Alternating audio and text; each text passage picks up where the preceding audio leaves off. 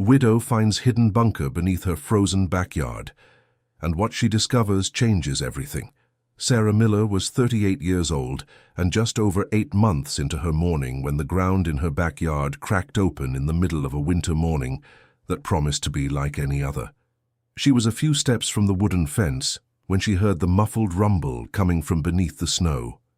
And there, in the middle of the flower bed, where she had planted flowers for 14 years, the ground gave way, opening a darkness she never imagined existed beneath her own feet. With her heart in her throat, she approached the edge and looked down.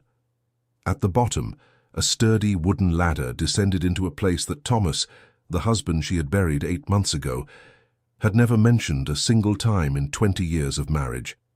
She stood at the edge of the hole for a length of time she couldn't measure. The wind carried a damp cold that bit the skin of her face and pushed thin snowflakes against her cheeks, but she felt none of it. She could only look at the wooden ladder going down into the earth, at that opening which the frozen ground had cracked open like glass, revealing what was stored down below. Instinct told her to call someone. Reason told her to wait. But something inside her chest, wherever that place is where we keep what we can't name, told her to go down. And she went down. The steps creaked lightly under her weight, but they were solid, well-built, made with a care she recognized the instant she stepped on the first one. Thomas always did things that way, with attention, without rushing, thinking about what would come next. That was his way. And that ladder had his way in every plank, every joint, every screw that had held up for years without her knowing it existed. When her eyes adjusted to the dark, she saw the light. A kerosene lantern hanging from the ceiling by an iron hook spilled a golden, trembling glow over what lay below. And what lay below was more than she could have imagined in any nightmare or dream. A spacious underground shelter with earthen walls reinforced by dark wood. Shelves from one side to the other crammed with numbered metal boxes. A thick table in the center covered in folded maps and carefully scattered papers, stacked folders with handwritten labels, and in the farthest corner a simple dark wooden frame leaning against the wall with a photograph inside. Sarah approached the frame, barely breathing. There were 2 adults side by side, smiling at whoever was taking the picture. One of them was Thomas. The Thomas from a few years earlier, maybe 10 years younger than the last photo she had of him alive. The other was a woman she had never seen before in her life. Brown hair, an open smile, the face of someone who isn't posing, who was photographed in a real moment. What stopped Sarah wasn't the fact that she didn't recognize the face. It was the intimacy. The way Thomas was slightly leaning toward that woman, as if they were sharing something no one else in the world needed to know. As if there were a silent agreement between the two that had existed for a long time and held more history than the photograph could show. Sarah set the frame back in place with a calmness she herself didn't understand where it came from. Then she turned and began to look at everything carefully, as if she needed to catalogue what was there before that place disappeared. The metal boxes had numbers carefully engraved on their lids. The folders had dates, and the oldest dates were from 18 years ago when she and Thomas were still dating. The documents were covered in his handwriting, that small, slanted script she had recognized from the very first note he'd ever left on the kitchen counter, the same writing she kept in old letters inside an envelope at the bottom of the bedroom drawer. She picked up one of the folders, opened it, began to read. The words didn't make sense at first. References to properties, records under names she didn't recognize, document numbers for plots of land that had never been mentioned at home, in conversations, at any point during the 20 years they had lived together. And a name. A name that appeared over and over on different papers, always written with the same careful attention of Thomas's handwriting. Rachel Brooks. Who was this woman? Sarah went upstairs with the folder under her arm and the photograph in her other hand, her legs trembling in a way she couldn't control. The cold outside seemed more intense now, or maybe it was her that had gone cold inside. She closed the opening with the wooden lid that had been leaning against the snow, and realized at that moment that the lid had been built with impressive precision, disguised as a flower bed, with joints that made it look like part of the ground when it was in place. Someone had thought of everything, had planned it years in advance. She went inside, placed the folder and the photo on the kitchen table, and stood staring at Thomas's face in the photograph as if he could explain something. But he couldn't. He had been gone for 8 months, and now she understood, with a clarity that hurt, that there were parts of him that had never reached her. Dear listener, if you're enjoying the story, go ahead and hit the like button and especially subscribe to the channel. It really helps us who are just starting out. Now, continuing. The only person Sarah considered calling at that moment was Martha. Mrs. Martha Higgins was 72 years old, with white hair cut short above her ears, and a pair of brown eyes that seemed to record everything they saw without ever letting anything slip. She had grown up in that mountain town, had lived on the same street her whole life, had watched entire families be born, grow up and transform over decades. She knew the history of every house as if she had studied it, and she had known Thomas before Thomas knew Sarah.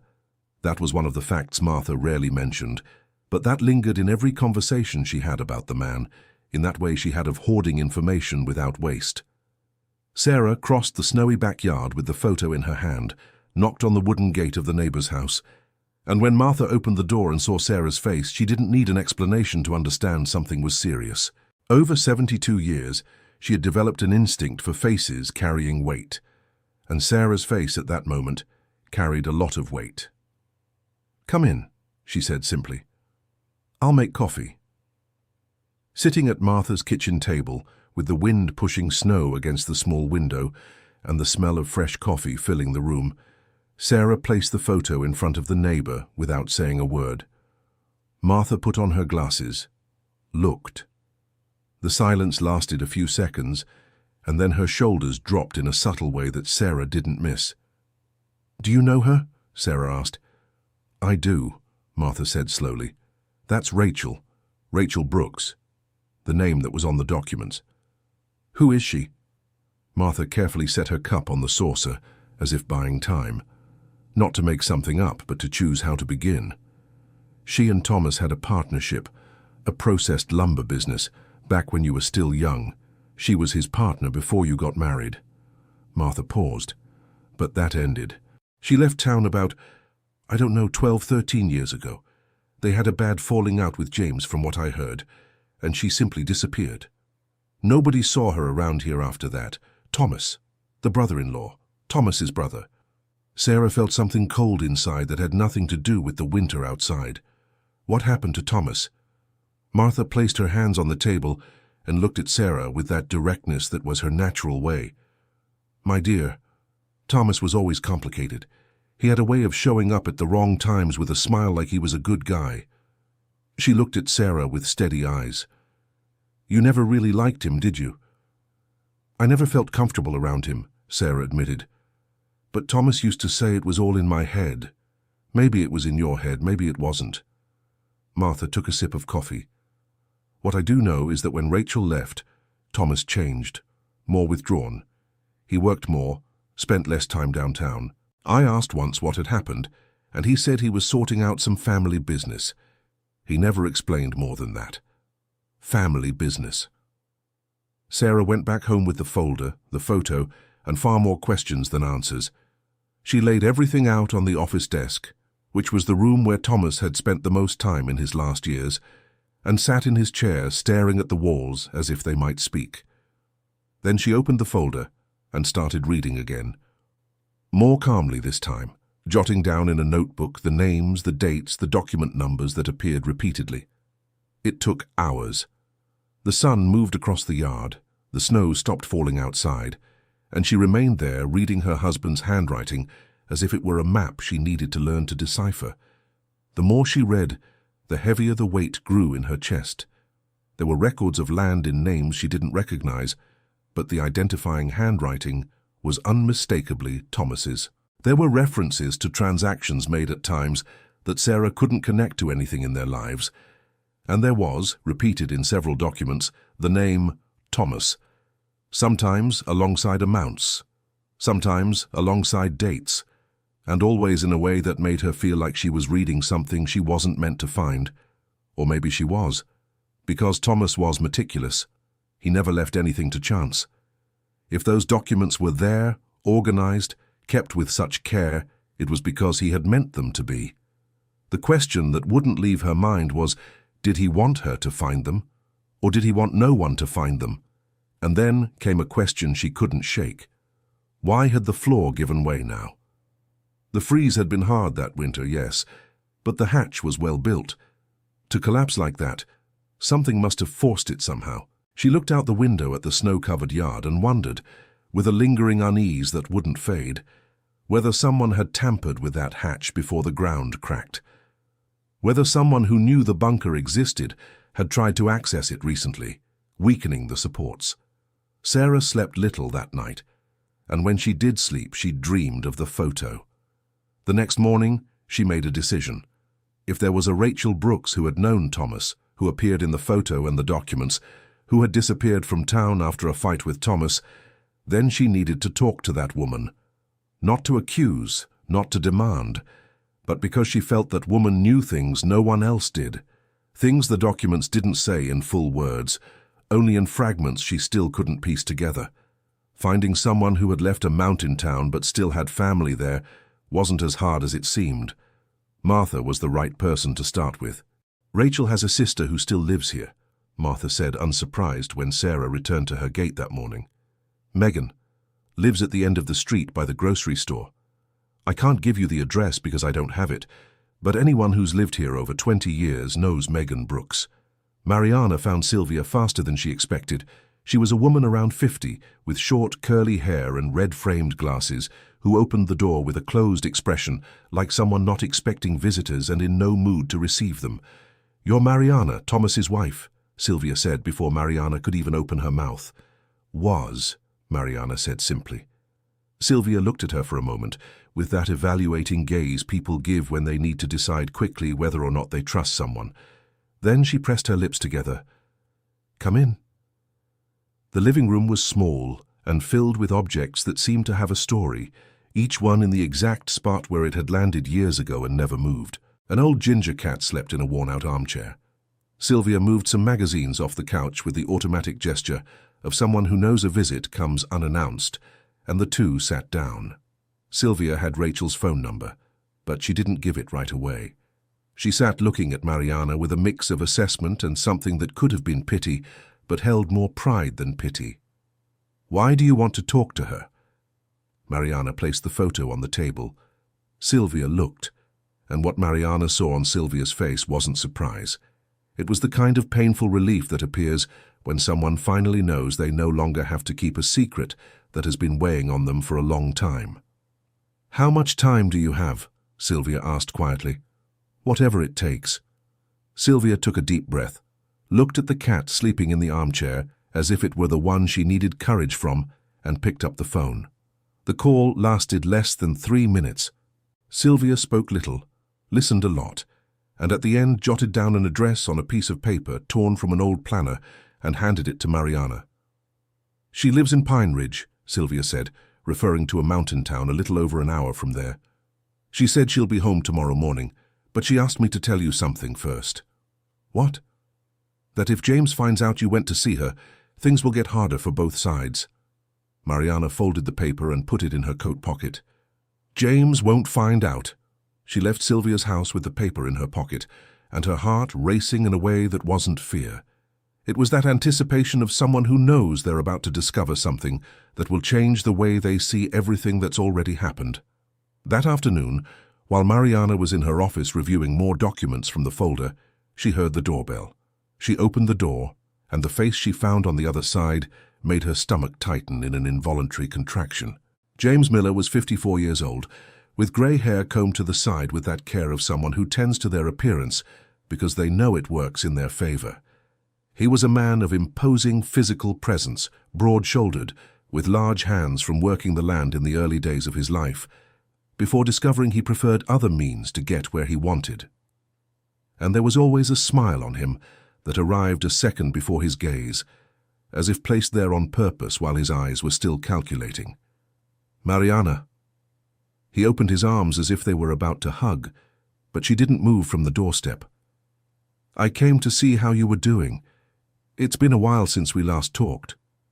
"It has," she said, without opening the door completely.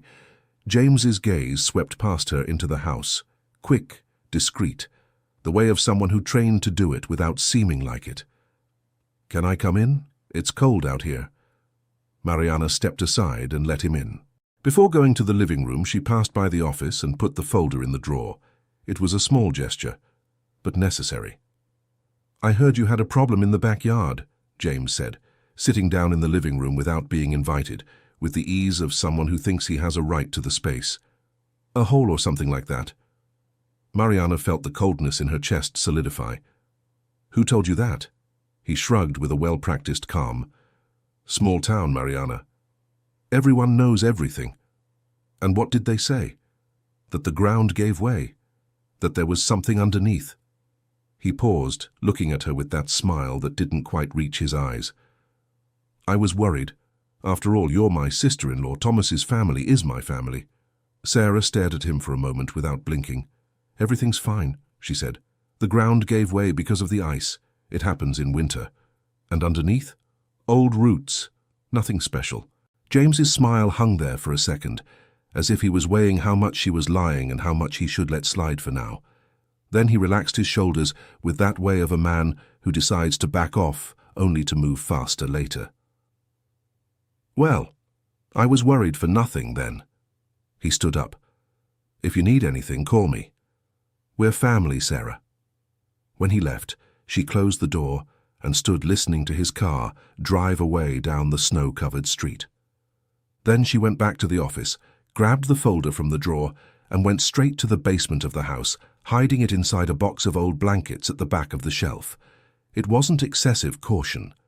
James had found out too quickly that there was something in the backyard. Someone had tipped him off, and that person was probably still watching. That night, she didn't sleep.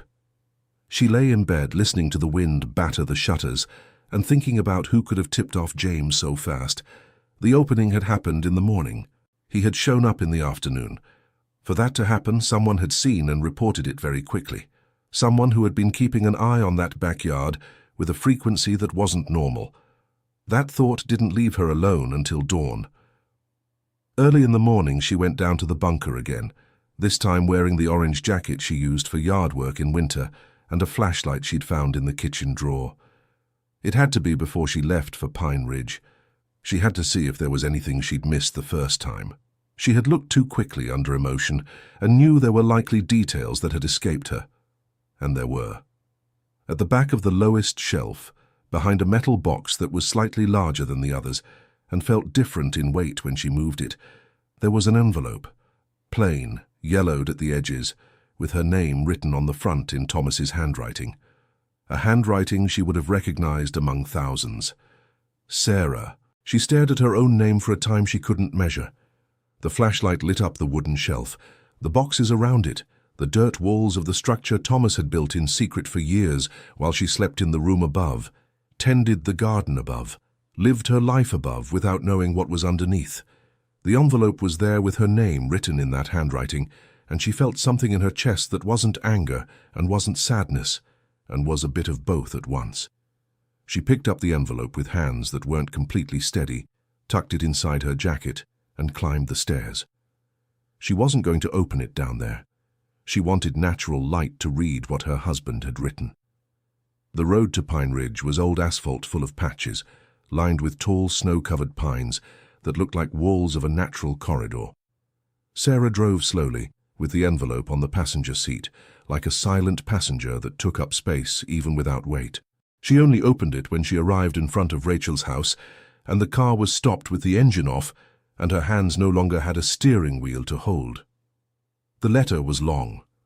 3 notebook pages covered in Thomas's handwriting, with that characteristic slant, with the wide left margin that was a habit he'd brought from school and never let go of. He started by explaining, not apologizing. Explaining with the objectivity of someone who knows that emotional words take longer to arrive and that the time left is short. He wrote that he had started building the bunker 6 years before he left, that he had discovered, during a routine review of the company papers, that James had used the family name as collateral on 3 loans that he couldn't honor on his own, that he had tried to resolve it within the family first, talked to his brother, find a way out that wouldn't destroy anyone. But James didn't want a way out. James wanted the assets, and had come to the conclusion over the years that they were owed to him in some way he had invented himself. Thomas wrote that he had been scared, not of James directly, but of what James would be capable of doing when he felt cornered, and with no other options. And he had discovered he was sick, that the time he had left was uncertain, but not long, and that if he left without protecting Sarah, his brother would take everything before she had a chance to understand what was happening.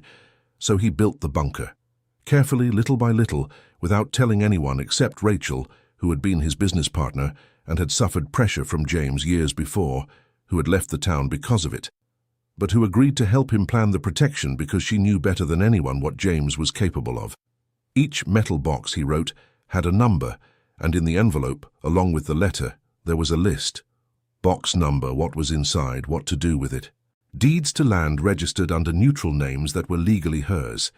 Original documents of purchases made before the marriage with resources solely his. Receipts, signed contracts. Everything proving that the assets were hers, not the Miller family's, not James's. And at the end of the letter, after 3 pages of practical and precise explanations, there was a last line.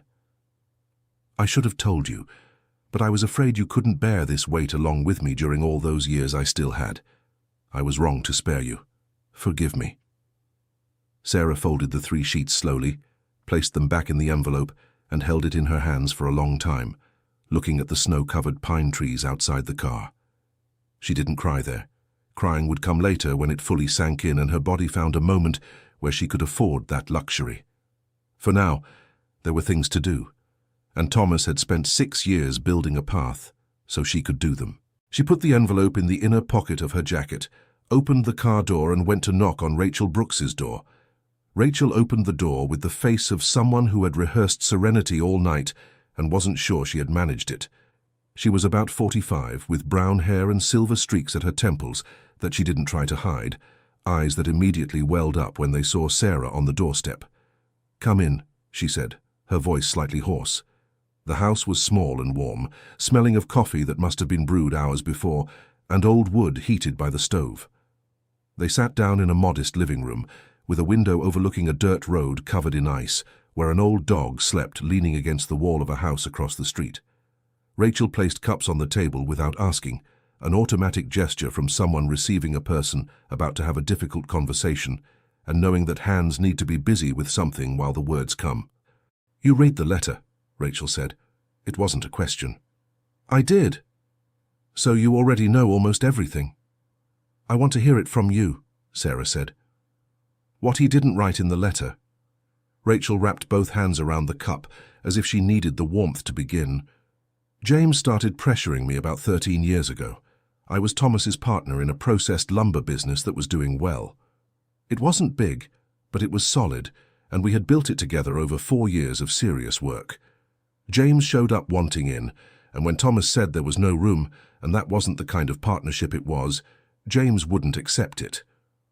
Rachel paused, took a sip of coffee. "He started creating little problems.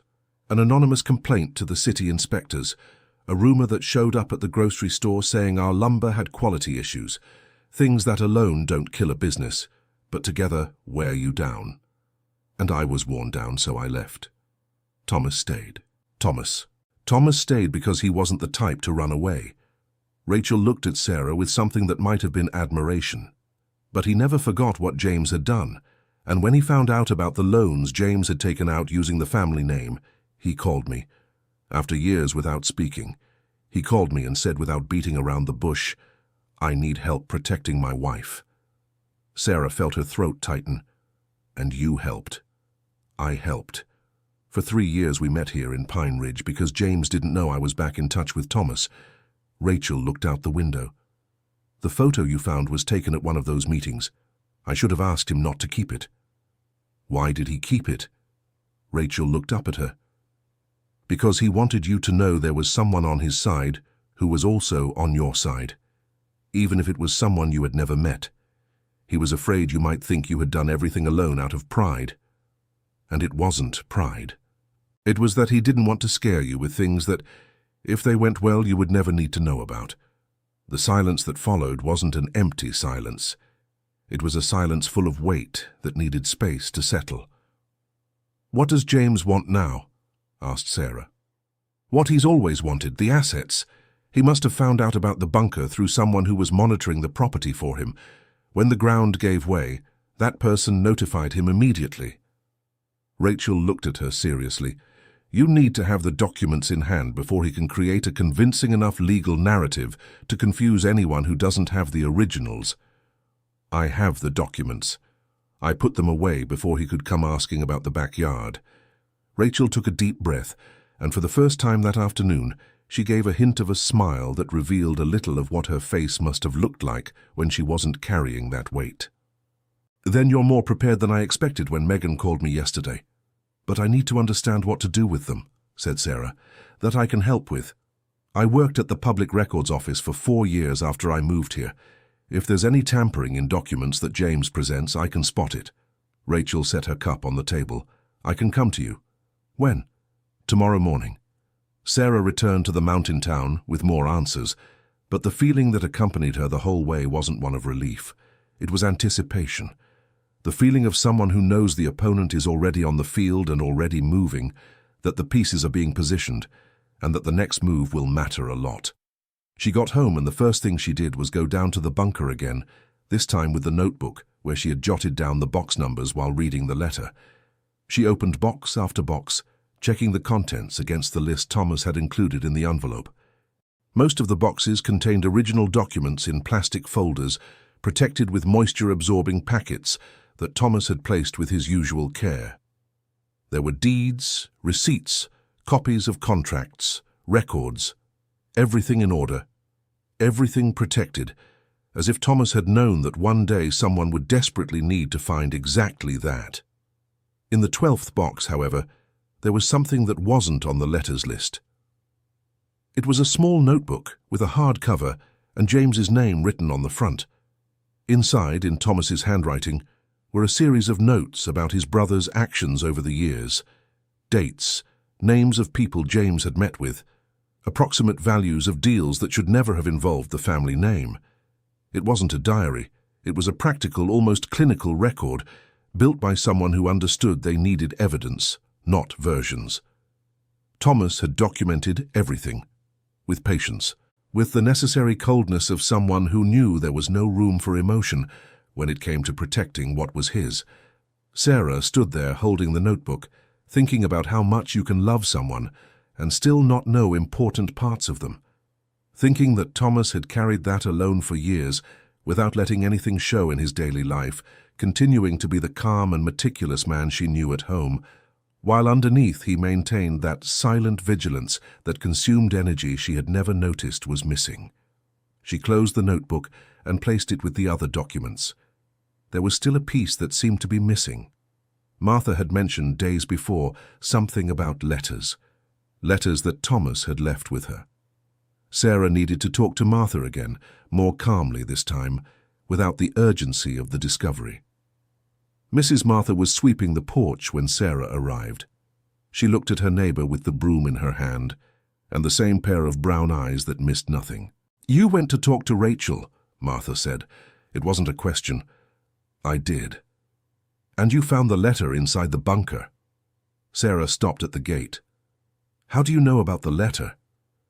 Martha leaned the broom against the porch wall, with the air of someone who knows the conversation will take a while, and there's no point pretending it won't. "Because Thomas asked me to keep other letters, his letters, written to me, for me to hold on to until someone needed them." She looked at Sarah with a weight in her eyes that carried history. "He asked me that 2 years before he left. He said maybe someday you'd need someone who could confirm what the papers said out loud, with a face people would recognize, and that if that moment came, I would know to be by your side." Sarah was speechless for a moment. He knew there would be a fight. He knew James wouldn't accept leaving empty-handed. James has never accepted anything empty-handed in his life. Martha placed a hand on Sarah's shoulder with the gentle firmness of women who have learned that sometimes a touch says more than a paragraph. "Come inside. The letters have been stored for 2 years waiting for this moment." The letters Martha had kept were 7 in total, written on simple notebook paper, nothing solemn. Each one described specific episodes that Thomas had witnessed or discovered about James's dealings. Names, dates, circumstances, and each one ended with a clear request. If anyone comes to ask you, Mrs. Martha, tell the truth. Nothing more than that. I'm not asking you to take sides. I'm not asking you to defend anyone. Just the truth of what you saw me tell. Martha had read each letter only once, stored them in the metal box she used for important documents, and had told no one. Not Sarah during the wake, nor during the months of mourning that followed. She had waited. "Why didn't you tell me before?" Sarah asked. "Because he asked me to wait. He said that if everything went well and James didn't cause trouble, I could throw the letters away. That I'd only need them if things got difficult." Martha looked at her with that gaze of someone who has followed many stories to the end. Things got difficult. Dear listener, if you're enjoying the story, take a moment to hit the like button and especially subscribe to the channel. It really helps us who are just starting out. And now continuing. 2 days later, James showed up again. This time with a man beside him, a lawyer in a dark suit and leather briefcase, who introduced himself with an overly professional smile and a handshake that lasted a second longer than it needed to. "I'm here as a representative of Mr. James Miller," the lawyer said, "regarding the property where an underground structure was discovered. Mr. James claims that part of the land where this structure was found corresponds to the area he inherited from his father's estate." Sarah didn't say anything. She stood at the door, listening. "We'd like to request access to the interior of the structure, so we can assess any assets that may constitute part of my client's rightful estate." "On what grounds?" Sarah said. "On the grounds of this documentation," the lawyer said, handing over a thin folder. She took it, flipped through it slowly, not letting her face show what she felt inside. The document stated that a strip of land at the back of the property had been partially inherited by James, based on the estate of the Miller brothers' father. There were dates, registration numbers, signatures. It was an elaborate claim with papers that looked official, papers that, for anyone without the documents in the metal boxes of the bunker, could very well be convincing enough to cast doubt. "I need time to review this," Sarah said, handing the folder back without any sense of urgency. "Naturally," the lawyer said, still smiling, "but we'd like a response within 48 hours. When they left, she closed the door and went straight to the phone. She called Rachel. He showed up with a lawyer, presented documentation about the father's estate. "I knew it would happen fast," Rachel said on the other end. "Do you have the original purchase documents for the land?" "I do, they're in the boxes." "Those documents will show that the land was bought by Thomas with his own money, before the marriage even, without any involvement from his father's estate. If the original deed is in his name and the receipts match the records at the Public Records Office, James's claim won't hold up. And if he faked something in the documentation he presented..." There was a pause. "Then it'll show up in the comparison. Faked documents leave traces, but you'll need someone who knows the Public Records Office to go through it with you." Sarah didn't have to think long. "Can you come sooner?" "I'm on my way." Rachel arrived that same afternoon, with a small bag and a face too rested for someone who had driven an hour on the road late in the day. She brought a folder with notes she'd taken during the call, remembering what she knew about the records she'd worked with during her years at the Public Records Office. But before they could sit down with the documents, Sarah's phone rang again. It was a voice she didn't recognize at first, a man who spoke quietly, who introduced himself as a colleague of James without giving a full name. "You know that Mr. James is very worried about you, right?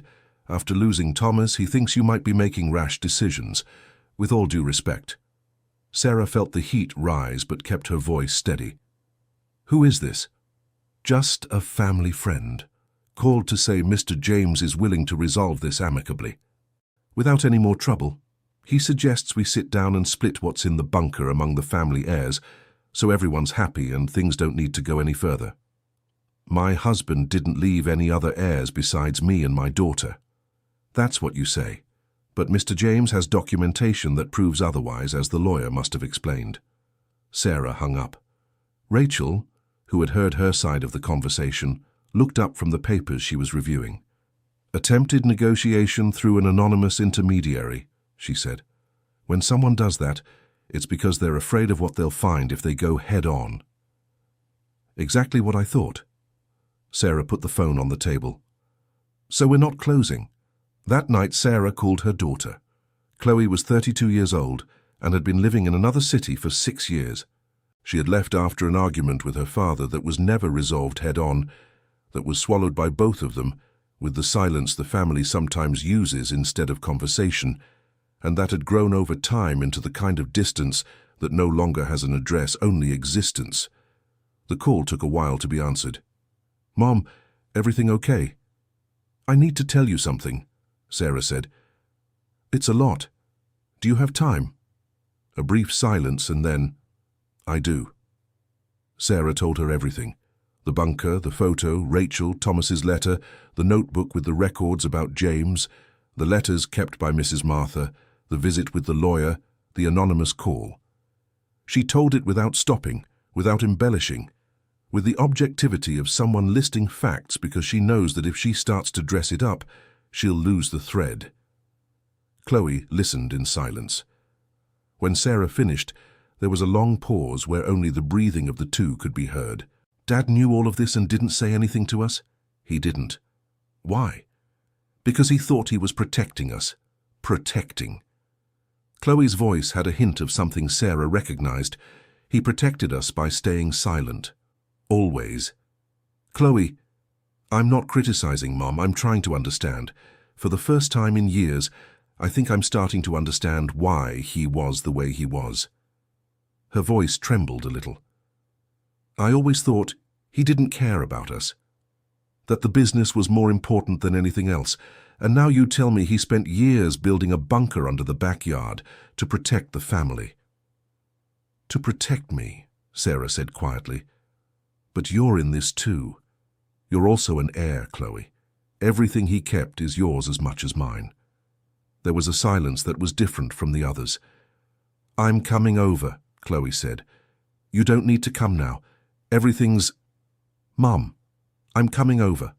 Firm, no room for negotiation. Sarah hung up the phone and held it in her hand for a moment. Then she put it on the table and went to prepare the guest room that had been closed since Thomas had left. Chloe arrived the next day with a big backpack and a face Sarah hadn't seen up close in almost a year. Her hair was longer, with dark strands falling over her shoulders, and a way of walking that Sarah immediately noticed as different, more restrained, more adult than she remembered, as if those 6 years of distance had demanded some growth that didn't fit in a short holiday visit. The reunion was strange in the way reunions are when there are big things left unsaid between people who love each other. They hugged at the door, with the August cold coming through the gap, and neither spoke for a moment. Just a hug. "You look tired," Chloe said, coming in. "I've been tired for 8 months." Chloe dropped her backpack on the couch and looked at the office table covered in documents, at Rachel sitting beside it with a pen in her hand. "You must be Rachel." "I must be," Rachel said, standing up to greet her. Chloe looked at her for a second, with that direct assessment of someone who has no patience for diplomacy when she's worried. "You helped my father." "I did." "Why?" Rachel didn't look away. "Because what James did to me years ago was unfair, and because your father asked, and because I knew that if I didn't help it would stay weighing on my chest for the rest of my life." Chloe nodded slowly, as if that answer was enough for now. "Can I see the bunker?" she said, turning to Sarah. Sarah took her there. They opened the hatch in the snow and went down together. Chloe stood on the last step for a moment, looking at the shelves, at the numbered boxes, at the table with the folded maps and the lantern hanging above.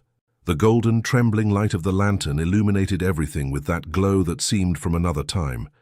She didn't say anything for a while, longer than ordinary silence. "He was sick and spent the last years of his life building this," Chloe finally said. "It wasn't a question. That's what it seems like.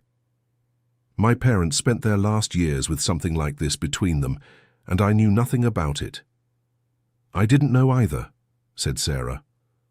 Chloe crossed her arms and looked at the low wooden ceiling as if she were trying to see the sky on the other side. I spent years being angry at him, Mum. I know. And the work was this.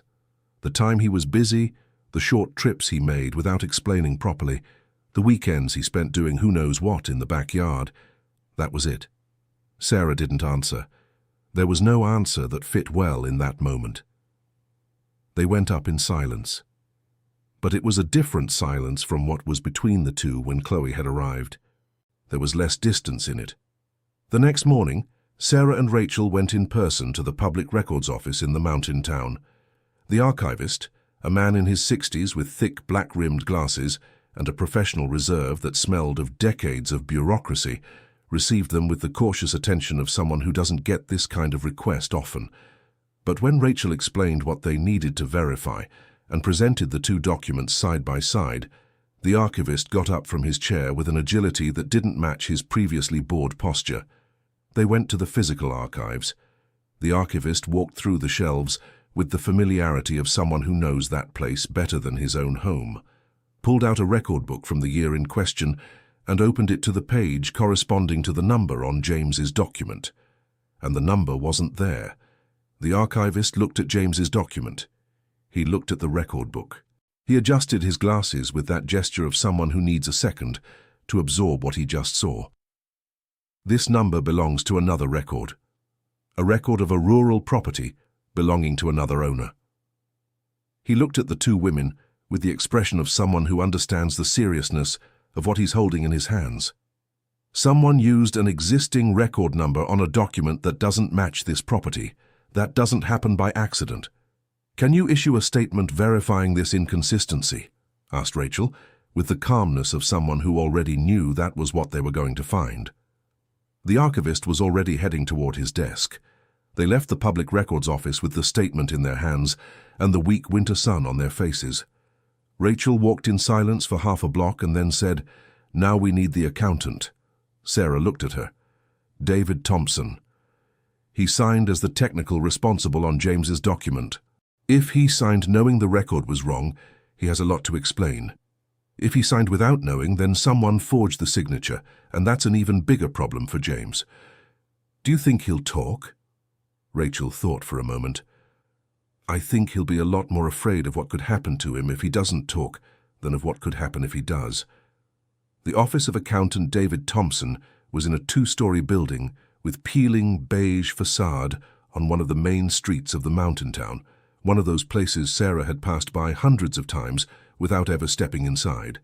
He was a man in his 50s, thin, with an air of someone who hadn't slept well in a while, who looked at them from the door with a face that went white before anyone spoke. "Mrs. Sarah," he said, his voice coming out thin. "Can we come in?" she said. They went in. They sat down in the chairs facing the table covered in papers. Rachel placed the declaration from the Public Records Office on the table without any preamble. David Thompson looked at the paper with the expression of someone who was seeing confirmed something he always knew would come, but had spent the last few months praying would take longer. "Who asked you to do this?" Sarah said. He was silent for a moment. He looked at the window, looked at the table, looked at his hands. "David." Rachel's voice was firm, but not aggressive. "I've known James for many years. I know how he works. If you did this because you had no way out, there's a way out now, one that doesn't put you in the middle of it." He looked at Rachel, then at Sarah. "He said that if I didn't help, he'd tell things about my past that I didn't want told. Old things from before I settled down here. I tried to say there was no way that it would show up." He paused. "He said I knew how to make it look like it wouldn't. And I do. I learned the wrong way in another time." He rubbed his hands on his knees with the gesture of someone carrying a weight and not finding a good spot for it. "I did it without meaning to. Can you sign a statement saying who asked for it, how it was done, and why you agreed?" He opened the desk drawer. He took out a pad of paper with the office name on top. "I can." Sarah watched him write in silence, his handwriting shaky at the beginning and steadier as the lines went on, as if putting it into words was a relief he hadn't expected but was feeling. When he finished and signed, he pushed the paper toward Sarah. "I know it doesn't fix what I already did," he said, without lifting his eyes from the table. "It doesn't," Sarah said, "but it helps." She left the townhouse with both declarations, one from the Public Records Office and the one from the accountant, and the winter sun was already starting to go down when they got back to the house. Chloe was in the kitchen making coffee with the air of someone who had found the cabinets on her own and had felt at home enough to do it, and Sarah noticed it with a feeling that was very close to gratitude. Dear listener, if you're enjoying the story, go ahead and hit the like button and mainly subscribe to the channel. It really helps us who are just starting out, now continuing. The next day, James came back with the lawyer to demand an answer within the deadline he had set. They arrived in the middle of the morning, when the snow had stopped falling and the air was clear and very cold, with that winter clarity that makes everything have sharp edges. Sarah waited for them in the living room with Chloe by her side and Rachel standing by the window. The documents were on the table, organized. There was nothing dramatic about the arrangement, no staging. It was just what it was. Papers on a table. The lawyer entered with the same posture as before, the leather briefcase, the professional smile. James came in behind him with the same smile that arrived before his gaze, but when his eyes swept the room and saw Rachel standing by the window, the smile paused for a second before continuing. "Rachel," he said, as if it were a word in another language. Rachel didn't answer. She just looked at him. Sarah placed both documents on the table calmly. "We'd like to present the declaration from the Public Records Office, verifying that the registration number on the document presented by Mr. James does not match any registration made that year regarding this property." She placed the second paper next to the first, and the declaration from Mr. David Thompson, the accountant listed as the technical responsible on the document presented, describing how and why the tampering was carried out and on whose orders. The lawyer picked up the documents. He read them in silence. His face changed as he read, with that shift people make when they realize they're in a place they don't want to be. James looked at the lawyer with a gaze that tried to communicate something but couldn't because the lawyer was reading and wasn't looking back. "That doesn't change anything," he said, but his voice had lost its usual center of gravity. "It changes everything," said Chloe from the chair beside Sarah, "because now there's a statement from the Public Records Office, testimony from the technical supervisor, and my father's original documents proving that this land and everything on it belongs exclusively to my mother. No estate division, no inheritance from Grandpa, none of the claims you've presented." James looked at Chloe with an expression Sarah had never seen on her brother-in-law's face in all the years she'd known him. It wasn't anger. It was the recognition of someone realizing the game is over before they planned to end it. "We need to reassess my client's position," said the lawyer, with the dry neutrality of someone who knows when to let go of a sinking ship. "Naturally," said Sarah. James stood in the room for another moment. He looked at Sarah, at Chloe, at Rachel by the window, at the documents on the table. Then he left without saying another word. The lawyer followed him, closing the door with that excessive care of someone trying to slip out without making a sound. The room fell silent. Chloe let out a long sigh that had been trapped since they walked in. "Is it over?" "For now, yes," said Rachel, with the caution of someone who'd learned not to celebrate too soon. "Without the documents, without the accountant, without the argument about the estate, he has no legal basis to push anything further." She looked at Sarah. "He might try to stir up other problems, but those will be smaller. You have more than enough to defend yourself." Sarah looked at the two of them, at Rachel, who had come back to a town she'd been driven out of to help a woman she barely knew, at Chloe, who'd hit the road without a plan because it was the right thing to do. "Thank you," she said. The word came out simple, unadorned, because sometimes simple words travel the farthest. In the days that followed, the tension eased with the slowness of things that take time to leave the body after being lodged there for so long. James didn't come back. He didn't send word. The man who used to pass by the street now and then eyeing the property stopped showing up. The silence of her brother-in-law was different from the silence before, because now it had a recognizable shape. It was the silence of someone who's lost. Mrs. Martha heard about what had happened that same day. In a small mountain town, the news people don't tell arrives before the news they do, and Mrs. Martha had a particular talent for receiving what went unspoken. She went over to Sarah's house with a warm apple pie wrapped in a cloth and a look of someone who'd known from the start it would turn out this way. "Thomas always knew what he was doing," she said, setting the pie on the kitchen table as if it were the most natural thing in the world. "Did you know it would end like this?" asked Chloe, who was beside her mother with a knife in her hand, peeling oranges with a new kind of normalcy between them. "I didn't know, but I trusted." Mrs. Martha sat down with the ease of her 72 years, folding her hands on the table. "There's a difference between knowing and trusting. Sometimes you can't know, but you can choose to trust anyway." Chloe was silent for a moment, running the knife slowly along the orange peel. "I think I spent years not trusting Dad, thinking he chose work over us." "And now?" asked Mrs. Martha, with that gentle directness that was her way. "Now I understand." Chloe set down the orange and looked at her hands. "I don't know if I'm at peace with everything, but I understand." Martha nodded slowly. Sometimes understanding is enough to start. The weeks that followed were slow and meticulous work. Rachel had stayed in the mountain town longer than she'd planned. First because of the process of verifying the documents, then because she'd talked to her sister Megan and realized there was more of her in that town than she'd admitted to herself during the 12 years she'd been away. She began making quiet inquiries about rentals available downtown, and Sarah didn't ask anything, but she noticed. Sarah and Chloe dismantled the bunker box by box, document by document. It took almost 2 weeks. It was work that felt archaeological in a way. Each opened box revealed a new layer of a man Sarah had loved, who had kept more than he had let show. In one of the boxes they found receipts for expenses Thomas had made over the years building the bunker. Wood, waterproofing material, hardware, protective sachets. Purchases always made in small amounts at different places, over 6 years. The patience of it, the quiet dedication of building that thing little by little, so no one would notice what was growing under the flower bed. "He never mentioned anything about any of these purchases," Sarah said, looking at one of the receipts with his familiar handwriting. "He was very careful," said Chloe, who had opened a box next to her. He had to be.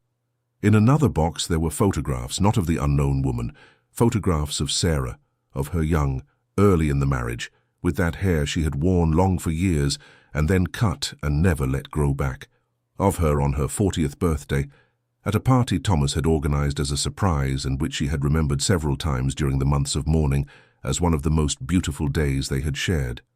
Of her working in the flower bed from behind, unaware she was being photographed, in the orange jacket she had bought that winter and still wore. Sarah closed the box slowly. There was a phrase Thomas used to say when she asked why he never said much, why it was so hard to pull words of affection out of him. "I prefer doing over talking. Words fade. What we do stays." She had found that irritating for years. There had been fights about it, not big fights, but that subtle friction that appears when one person needs to hear and the other doesn't know how to give.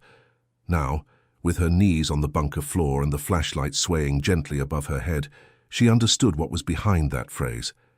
And the understanding hurt in a way that was also love, both things at once, inseparably intertwined. Chloe came down the last steps and stood next to her mother. "What's wrong?" "Nothing." Sarah closed the box and stacked it with the others, just remembering something he used to say. Chloe didn't ask any more. She had learned in those weeks that there were moments when her mother needed silence, not conversation. She had learned other things too, that the distance she had placed between them for 6 years had been built on a foundation of misunderstandings fed by silence.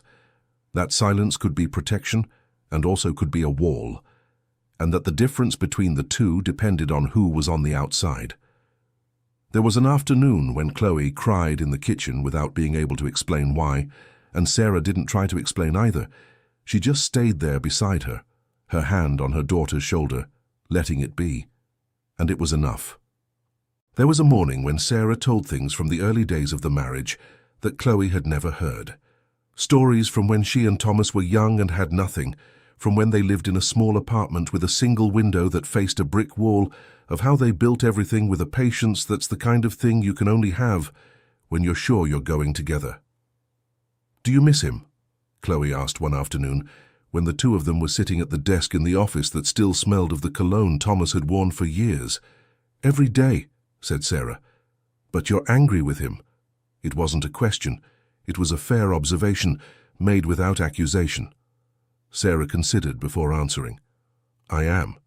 Because he could have told me. We could have carried it together."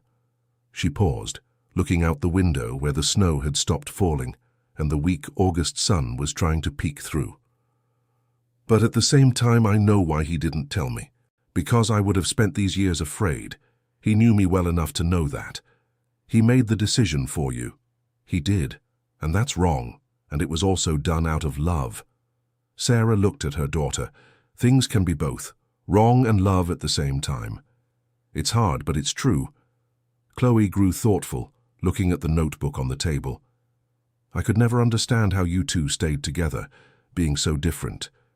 You needed talk, and he needed silence. We were never that different." Sarah got up and walked to the window.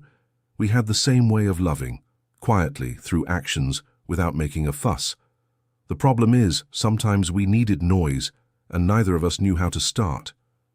Chloe stared at her mother for a moment. "You were good together." "We were." Sarah didn't take her eyes off the window. "Even with all this, even with what I didn't know, we were good." Rachel came back to the mountain town for good in the second month. She didn't stay with her sister.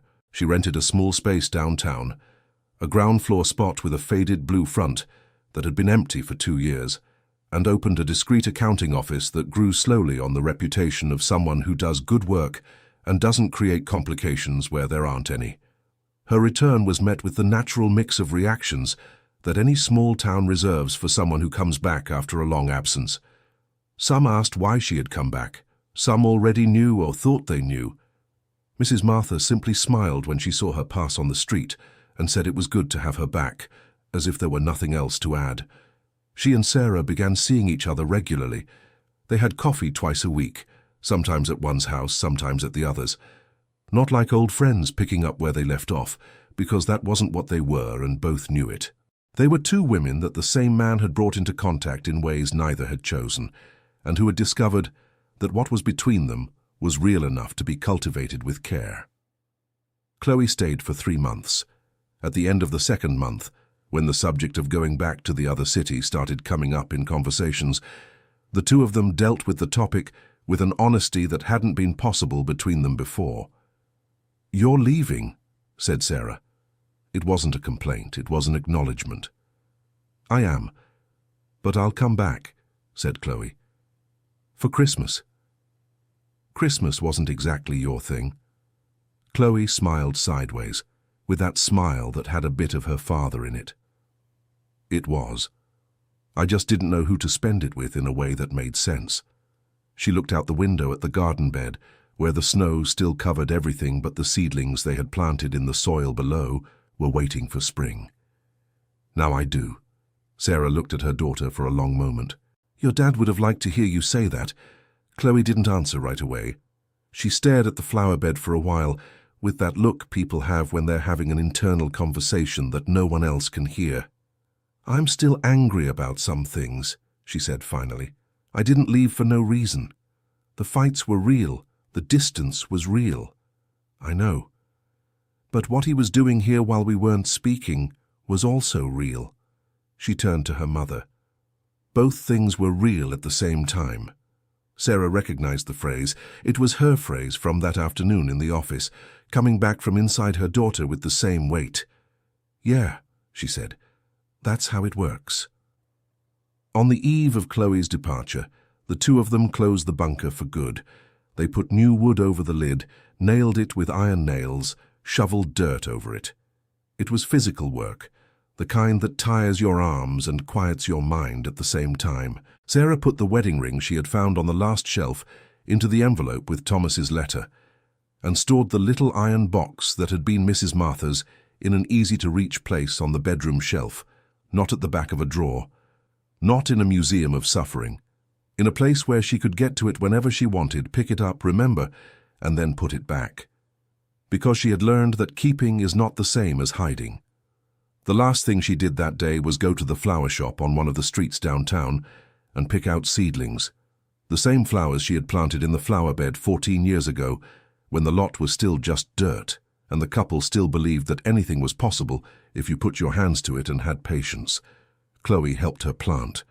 They planted the seedlings over the new wood that covered what had been the bunker, with gloved hands because of the August cold, at the end of an afternoon that began to darken early as winter allows, with the kind of grey sky that's not sad, just neutral. There was nothing left to say that words could reach. In the spring, when the frost melted and the soil loosened and the sun began to linger longer in the afternoons, the flowers bloomed. They were simple flowers, the kind that don't need much to live, that come back every year with a loyalty that doesn't depend on who's watching. Yellow ones, some with dark centers. Red ones, others, small and firm against the wind that came from the mountain. Sarah was on the porch when Chloe came up the sidewalk with a bag in each hand and her hair loose in the September wind. She had arrived 2 days earlier than she had said because she had found a cheaper ticket, and because, she said in her message, she felt like arriving sooner than expected for once in her life. The sun was nice for a September day in that mountain town, not hot but present, the way early spring sun is, like a promise being slowly kept. Rachel showed up later, as she had promised, bringing cheese biscuits from a bakery that had opened near her office and that she had adopted as her official supplier for any occasion that needed something good without fuss. Mrs. Martha came with a bottle of grape juice she had saved in the winter for an occasion she hadn't specified at the time, but which she had clearly recognized when it arrived. The four of them sat on the porch with the September sun warming their faces, with the glasses and the cheese biscuits and the conversation flowing back and forth with the lightness of things that don't need to get anywhere to have value. Mrs. Martha looked at the flower bed that had grown over the wood covering what had been the biggest secret of that house. The flowers turned out pretty.